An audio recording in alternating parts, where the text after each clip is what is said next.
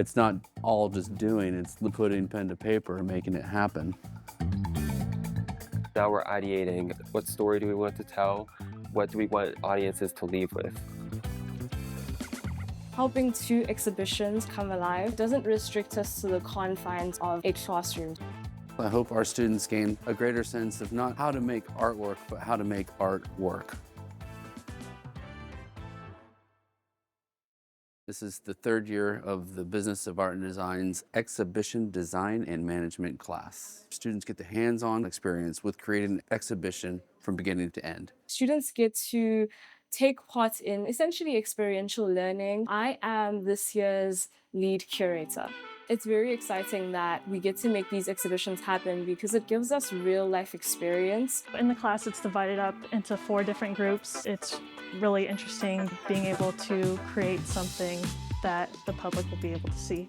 We have 2 exhibitions. The first one comes from Jack Davis. He's a famous illustrator from the 70s. The other exhibition focuses on tintypes and daguerreographs of queer couples from late 19th century. It's totally 2 different types of messaging and communication and art. Right now, this is class number 2, and we've got 10 weeks to go until the opening of the exhibitions.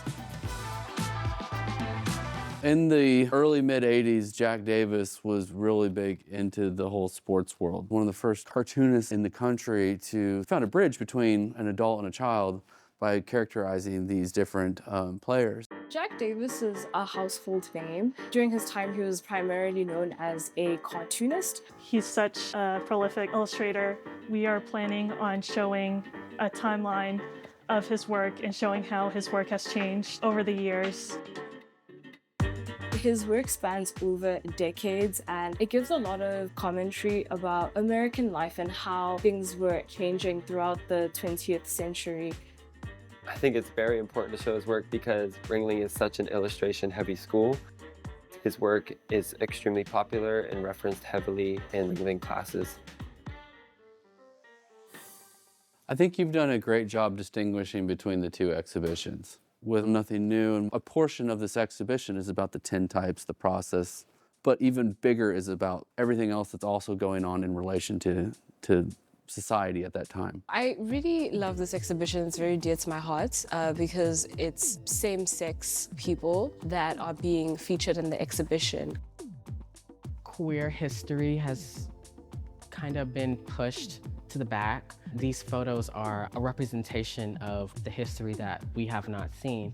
These couples took extreme risks to even have their photos taken together like this. I think for someone to collect them and then to give Ringling the opportunity to exhibit them and communicate that message with the world is extremely important. And I like that the title is called Nothing New because it helps it become less voyeuristic and more accepted and more normalized, and I think that that's so important. Right now it's crunch time. We missed 2 weeks of school for the hurricane. We'll still have a grand opening of each exhibit, and we'll still need to work on getting everything installed and ready to go for that. This week we are planning in the physical space where everything is going to go, looking at the pictures, organizing them. I think we're all very excited for this gallery to open. I think it's also a little bit of nervousness because we put so much time and energy into it, that anticipation of how people are going to receive it, because you never know.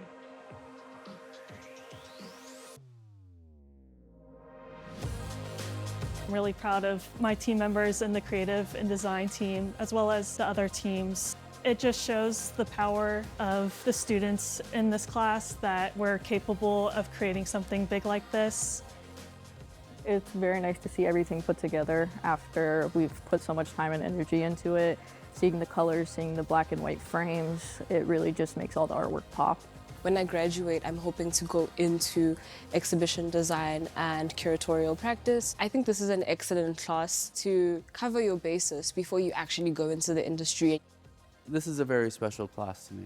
It's not just a class, it's a community that we build together. When you're able to put yourself in a unique position where you have the opportunity to learn and collaborate in an environment like this, it plays a very important role in the whole collegiate process of learning something that's above and beyond what you ever thought you might be interested in.